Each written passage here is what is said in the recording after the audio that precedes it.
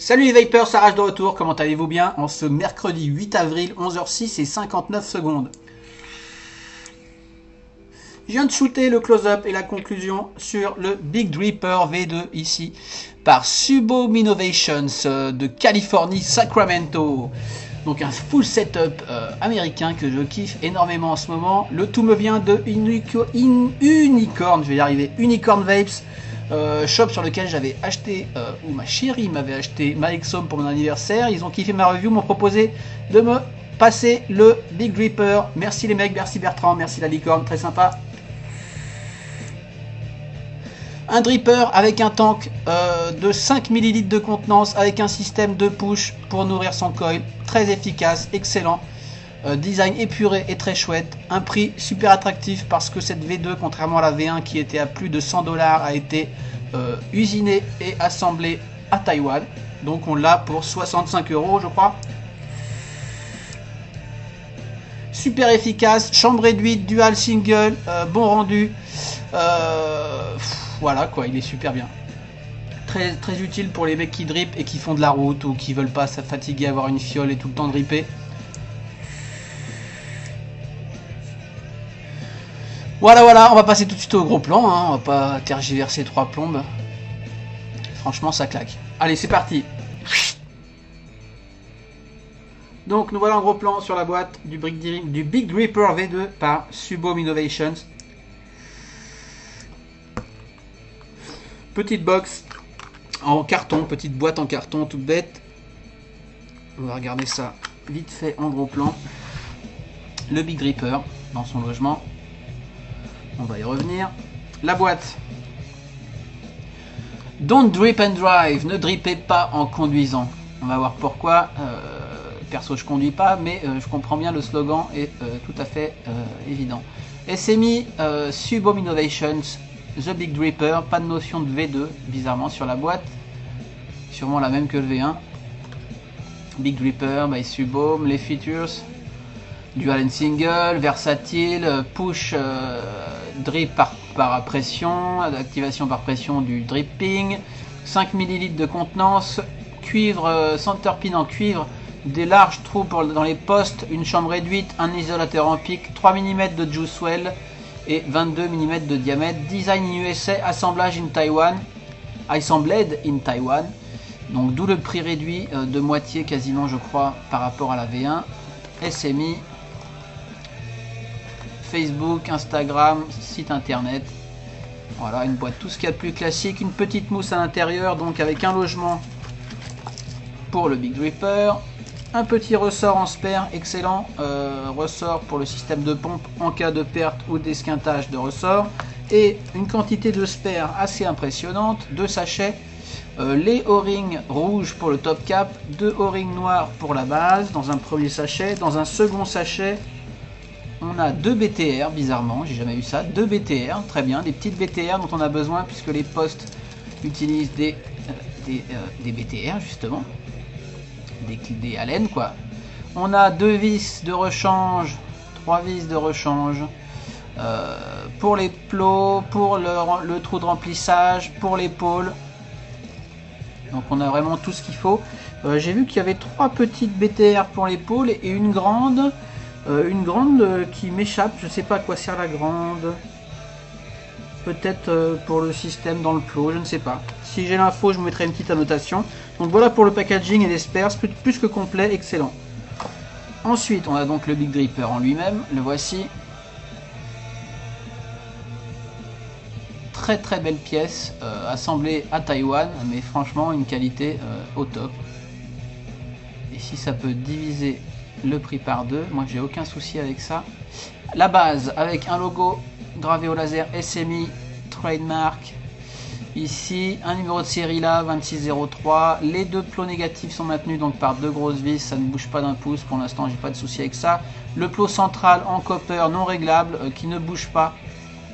Donc voilà, un peu dommage qu'il soit pas réglable. En même temps, j'ai pas eu de souci. J'ai essayé sur tous mes modes, y compris le Kurgan qui a un pin central très bas. Et j'ai le contact, donc à ce niveau-là, pas de souci. On voit qu'il dépasse plutôt bien. Pas de souci donc avec non plus les kits d'hybridation. Un 510 impeccable. J'aurais pu lui mettre un petit coup de brosse.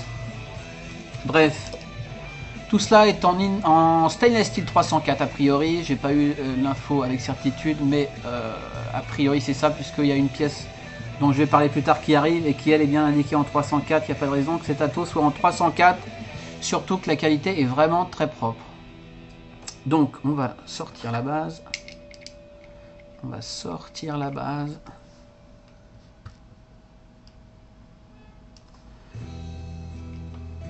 Hop. Concernant la base, on a deux O-rings noirs assez gros qui tiennent super bien, bien tight comme il faut, pas de souci. Pour le réglage d'airflow, on tourne, ça tourne bien, bien ferme, ça bougera pas. On a un triposte, donc les négatifs non scellés non taillés dans la masse, hein, maintenus donc en dessous par ces deux vis. Le plot central qui lui est isolé par un isolateur en pic, ce qui est très très bien. On voit que les trous pour les pattes sont relativement gros, 2 mm ils annoncent. On voit les petites têtes BTR. Et je vais pas faire de montage dans cette vidéo parce que ça prend toujours 20 minutes pour pas grand chose.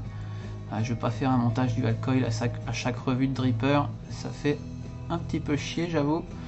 Juste quelques conseils, puisqu'on voit il y a cette cuve tout autour avec cette qui dépasse avec les prises d'air dans la cuve, donc il faut que le coil soit sous cette cuve, ce qui peut être un peu embêtant à monter. C'est clair que c'est pas le dripper le plus simple à monter.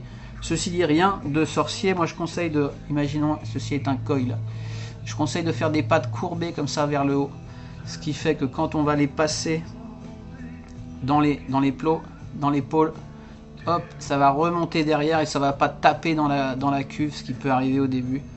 Mais bon, une fois qu'on a pris le coup, hop, on fait deux pattes en courbe, hop, on met son coil, on le monte, on le travaille au-dessus de la cuve, et une fois qu'il est bien travaillé, on va venir le descendre au pouce, juste une légère pression, et ensuite on le travaille quelques minutes avec une pince céramique pour bien le placer en face des trous, etc., quoi, des trous d'air. Bon, c'est vrai que c'est un petit peu pénible, mais franchement ça vaut le coup et c'est pas non plus la mission absolue. Moi j'ai décidé aussi de pas en refaire une dans cette vidéo, un montage, parce que maintenant j'utilise des spires espacées tant que possible. Et du coup ça prend plus de temps à monter, enfin bref, voilà quoi. Mais tout à fait, honnêtement, vous y arriverez sans souci, c'est pas la mer à boire. Ici j'ai un montage à 3.3 ohms, impeccable. Pour la Exome, je suis en train de polir, tiens, au Cape Cod, ça prend des milliers d'années, j'y vais en plusieurs fois, mais ça commence à bien briller, à être bien joli. Bref, revenons à nos moutons. On a vu la base. Maintenant, le plus important dans ce Big Dripper V2, le top cap. Donc très belle pièce, je vais faire une mise au point manuelle parce que ça commence à me fatiguer. Et on sera comme ça, nickel. Mise au point manuelle. Mets-toi par ici, voilà. Donc, niveau taille, donc ato en 22, hauteur je crois 49 si on prend le piston en haut, sans drip tip, 49 sans le piston, puisqu'on peut dire que le piston fait partie du drip tip, 45, donc plutôt haut, mais bon, 5 ml de contenance, d'ailleurs on va vérifier cette contenance. Donc le système, j'ai déjà reviewé un dripper dans le même genre chinois, le Pontus Pareil Pro. C'est pareil, c'est une petite pompe ici sur ressort, et on va venir pusher du jus. Tiens, on va venir pusher du jus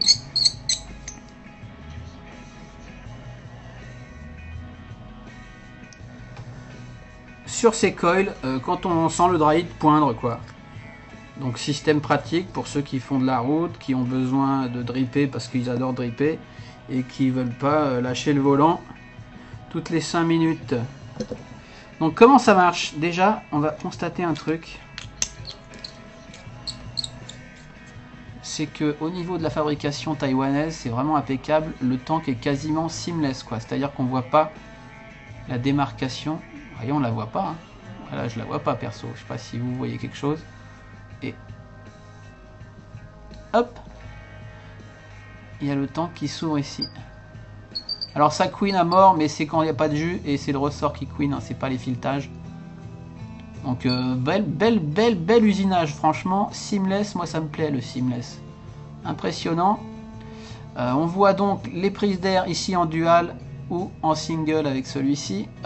Donc ce V2 c'est juste un update de la V1. La V1 par exemple on ne pouvait pas faire de single, on pouvait faire que du dual.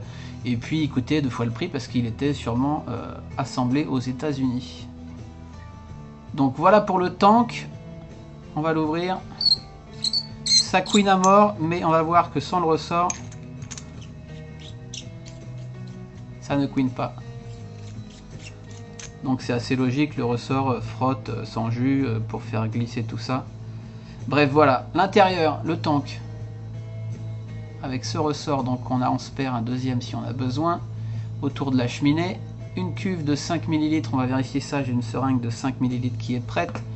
Concentrons-nous sur le tank. Design très chouette, moi j'aime beaucoup son design, très simple mais très beau quoi. Il a la classe, je trouve, ce Big Ripper. On a la cheminée et le bouton qui sortent tout bêtement comme ça, donc une pièce unique comme ça, super propre aussi. Une cheminée bien ouverte qui doit faire 6 à l'œil comme ça. Combien elle fait cette cheminée? Ah, elle fait 5. Elle fait 4,7. Donc quand même une bonne cheminée. Le top cap ici d'une seule pièce avec un O-ring rouge en haut pour isoler cette partie supérieure. Donc on a cette O-ring en spare, pas de souci. On vient mettre ça dedans. Une légère pression pour passer le O-ring. Ça tient très bien. C'est pas non plus la folie, mais ça tient suffisamment pour pas avoir d'accident. Si je le pose et que je remplis, ça va pas se foutre le camp quoi. Donc ça c'est pas mal. Ce ressort, je sais pas en quoi il est. J'avais vu sur des reviews du V1 que le ressort était un peu pourri et qu'avec les jus il s'oxydait. Celui-là a été revu également. Pas de souci avec ça normalement. On voit que les deux extrémités ont été aplanies. Allez, je vais essayer de vous montrer ça. Aplani, ça se dit ça? C'est-à-dire que les deux extrémités du ressort sont plates.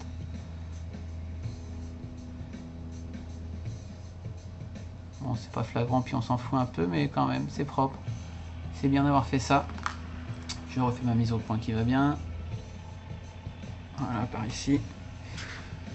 Donc voilà pour le top cap tank, on va dire. On a ensuite le top cap chambre. L'autre partie ici, avec un petit O-ring rouge au milieu. Ok, donc pour accueillir ici la cheminée.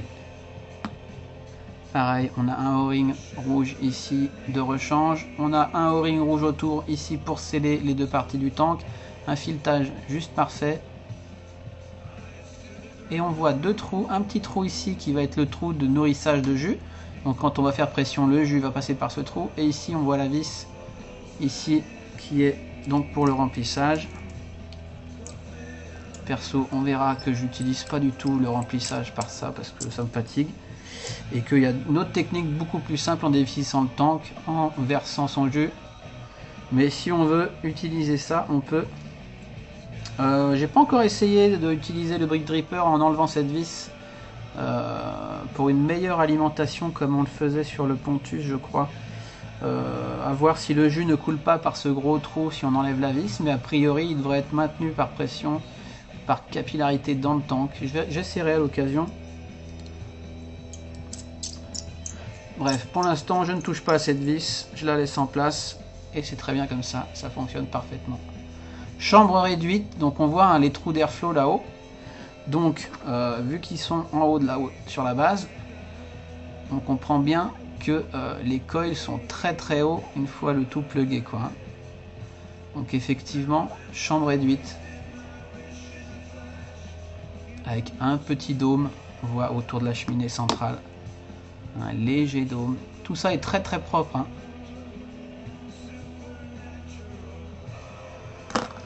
Donc voilà pour ça. Quoi dire d'autre? Bah rien, on va tout de suite tester les 5 ml qu'ils annoncent. Ici, ça va pas être simple de vous le mettre droit, mais j'ai parfaitement 5 ml. Donc moi je remplis comme ça, hein. Je dévisse les deux parties du tank.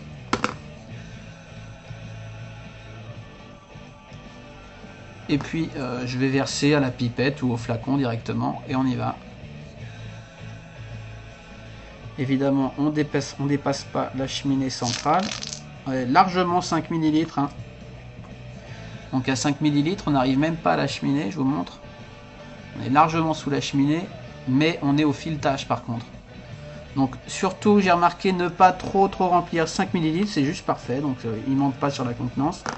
Ici j'ai mis un petit drip throat de Vapeolic, deep throat. Et donc je conseille, si on utilise cette technique de remplissage, hop, on maintient tout à l'envers évidemment, on va venir presser, on cherche le filetage, on y est. Et là ce qu'on fait, on ne serre pas vite fait comme un bourrin, on met le petit trou ici, le petit trou de feeding vers le haut en biais comme ça pour que l'air s'échappe quand on va venir serrer.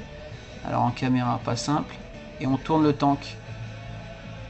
Sinon on fait une surpression et ça commence à dégueuler par ce trou. Donc on tourne doucement. Hop, on arrive, pas de souci, pas de débordement. Et puis voilà, on a 5000 de jus, on est prêt à partir et à dripper pendant une bonne partie de la journée. J'ai un peu de jus dans la cheminée, je souffle et voilà.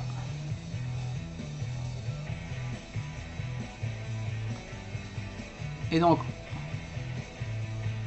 si je push, oups, ça lâche des bonnes gouttes quand même. Hein. Ça va lâcher, je sais pas, au pif, 4, 5, 6 gouttes à chaque pression. Donc ça c'est très bien. On va finir avec le haut. Donc diamètre du haut intéressant. Merde, à chaque fois je me gourde de boutons. Le haut pour le drip tip fait 12 je crois. Voilà, 12 précisément. Hein. C'est très précis. Donc moi j'aime beaucoup lui mettre le numéro 12 de Vaponaut par exemple. Qui va fitter parfaitement, flush, impeccable. Ou le cup noir de Frenchy Fog, alors qui lui est tellement tight que je vais faire une pression quand je vais le brancher. Mais c'est pas grave. Qui lui fait un peu moins de 12, Mathieu, ça serait bien sur les prochains batchs de le faire à 12 piles quoi. Il doit faire 11,5, un truc comme ça, il y a un petit décroché. Alors je suis un psycho, mais moi ça me fait chier quoi. Là ça va pas être évident à voir. Et pour le coup le Vaponaut fait 12 pile poil. Bref, sur la Exome je préfère le mettre en noir. C'est quand même assez classe tout ça. Moi j'aime beaucoup. Donc on va passer au cotonnage rapidement. Hop, mise au point. Cotonnage rapide. Un petit zoom peut-être. Oh, ouais, ça ira bien. Alors cotonnage pareil, moi je conseille d'avoir une petite pince. De toute façon, quel que soit le dripper, j'utilise cette petite pince courbée pour mon cotonnage parce que c'est juste super. Je vais prendre du bacon. Du coton bacon. On va faire ça rapido. Je coupe une longueur en deux.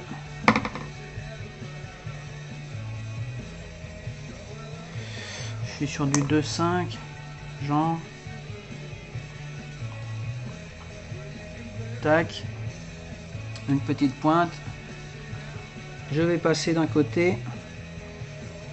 Et puis je mets de ma petite pince. Tac, je récupère de l'autre côté. C'est pas voilà, c'est pas la folie. Hein. Mais évidemment les coils sont sous cette cup quoi. Voilà. Après, il n'y a pas besoin d'avoir une pince courbée non plus, forcément. Hein.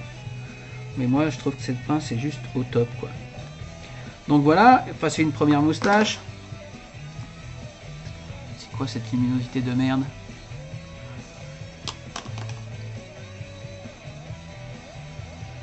Un peu épais, là. Hop.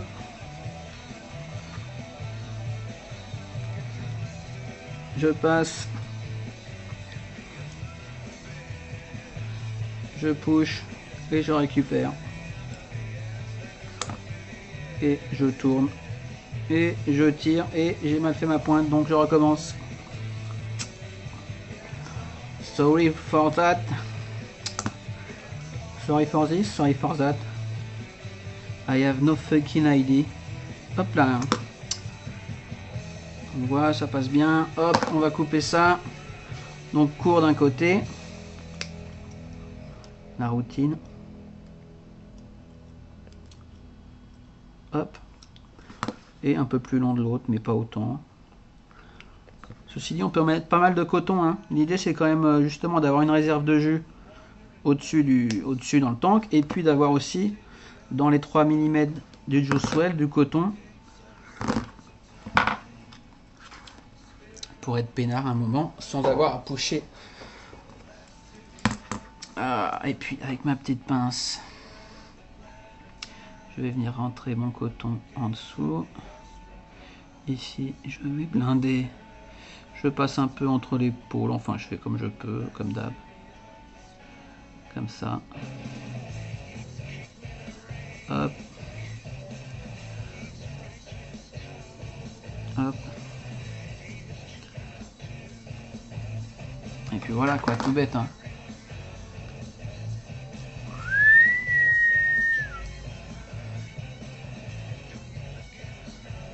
Mes coils sont bien derrière les fenêtres. Impeccable. Je conseille de juicer son coton avant. On peut le faire en pushant, mais quand le coton est sec, il faut pusher une bonne dizaine de fois, hein, pour qu'il soit bien saturé. Moi j'aime autant le saturer de visu pour être bien sûr que tout va bien.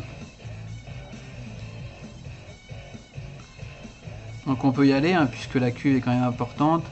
Les air rolls sont pas non plus énormes. J'ai pas parlé de la taille des cyclopes. Les cyclopes font en gros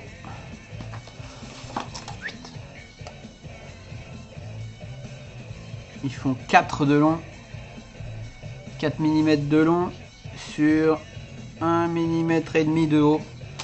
Donc c'est pas les plus gros cyclopes qu'on ait vu, mais en dual, inhalation directe, j'ai pas de souci avec. On va voir ça. Voilà, je suis bien juissé à mort. Je vais quand même checker mes ohms.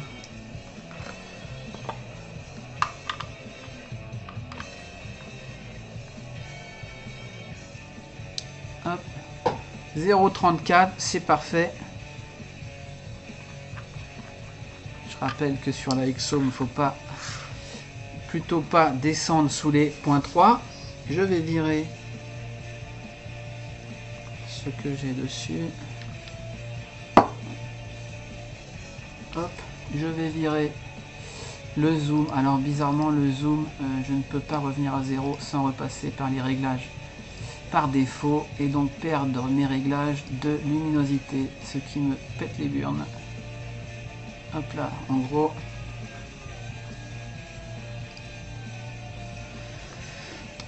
Tac.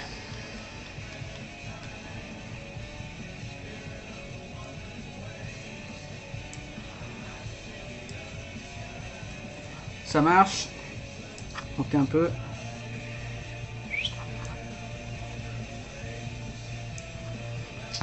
Et puis donc dual, on aligne plus ou moins. Tac, on vient régler. Alors je conseille, oui, les O-rings sont assez serrés, donc vaut mieux faire un tour complet dans le sens des aiguilles d'une montre, dans le sens horaire, que d'essayer de reculer. On va dévisser son atto. Voilà. Excellent. On va repasser sur ma face pour une petite conclusion, mais on voit que sur la Exo, c'est juste la classe. Il est un peu long, un petit peu long, mais il est chouette. Franchement, il est beau. Design un peu industriel comme ça. Voilà, je sais pas. Moi, je l'aime beaucoup. Je le trouve très chouette, très efficace. On peut dripper une bonne partie de la journée sans se prendre la tête. Rendu plus que correct. J'étais surpris. Le Pontus avait un bon rendu. Celui-là, nettement au-dessus. Il n'est pas au niveau d'un Marquis, d'un Omerta ou quoi. Mais franchement, moi, j'ai pas eu de jus que j'ai trouvé mauvais sur ce dripper pour l'instant. Donc voilà, très correct. Un dripper avec tank. Excellent setup ricain. Je suis accro à mon petit setup. Made in Californie, yeah, la classe. Allez, on repasse sur ma face, on fait une conclusion tout de suite. Yes, les Vapors. Donc, petite conclusion sur ce Big Dripper V2. Excellent dripper avec contenance tank de 5 ml.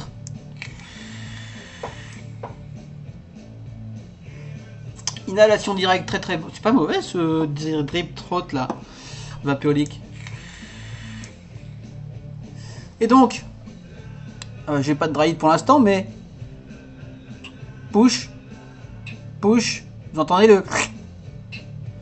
Voilà, 3-4 push tous les 10-20 tafs, ça dépend. Hein. Moi je lui ai foutu du full VG, il n'y a aucun souci avec le système de pompe. En fin de tank, peut-être y aller carrément quoi. On n'entend plus forcément des...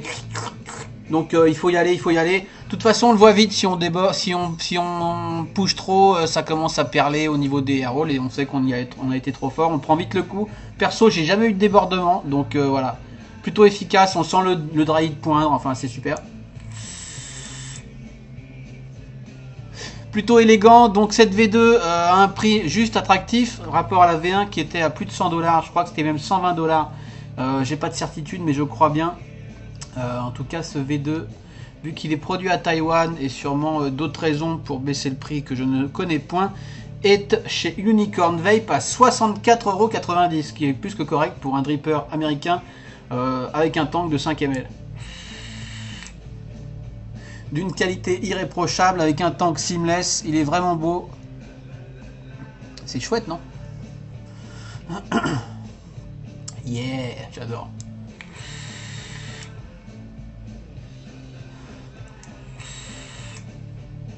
A noter que Subhome Innovations nous prépare un petit Spare qui va bientôt sortir et qui sera proposé sur le shop également. Je vais vous montrer une photo de cette chose avec un effet spécial e-movie de ouf. Hop là, le Poquito Cap, le Poquito Top Cap qui sera en fait un petit top cap compatible Big Dripper pour en faire... on est en bagnole, on a 5 ml, on a 100 bornes à faire, ou 200 bornes, ou 300 bornes. Et puis on arrive au lieu où on doit aller. On déplugue son top cap. On met son petit Poquito Cap. Et on a un dripper classique avec une petite chambre, avec un joli design. Il y aura plusieurs finitions, brass, copper, SS, brush, poly. Il y a une version straight, c'est-à-dire un top cap parfaitement rond, très beau. Et une version crown avec des petits angles comme ça. Donc à venir bientôt à moins de 20 €, le petit Spare. Qui est déjà réservé en ce qui me concerne. Le Poquito. C'est rigolo, Poquito. Donc voilà. Poquito qui veut dire petit en espagnol, je crois. Donc voilà, super dripper. Moi je l'utilise beaucoup en ce moment, même si je fais pas de route et que je suis chez moi. J'en ai un peu marre d'avoir ma fiole à portée de main et de dripper. Une vape, bah là je sais pas combien, je suis à quoi? Je suis à 5 volts sur un 0,3 ohm, je suis assez haut là, c'est assez chaud. C'est super bon, enfin c'est pas non plus très chaud vu la distance qu'il y a à faire la fumée jusqu'au drip tip. Franchement au top. Merci beaucoup Unicorn Vape, merci Bertrand et la licorne. Pour la confiance, je vous dis à bientôt pour d'autres reviews et je vous souhaite une bonne semaine. Bye bye.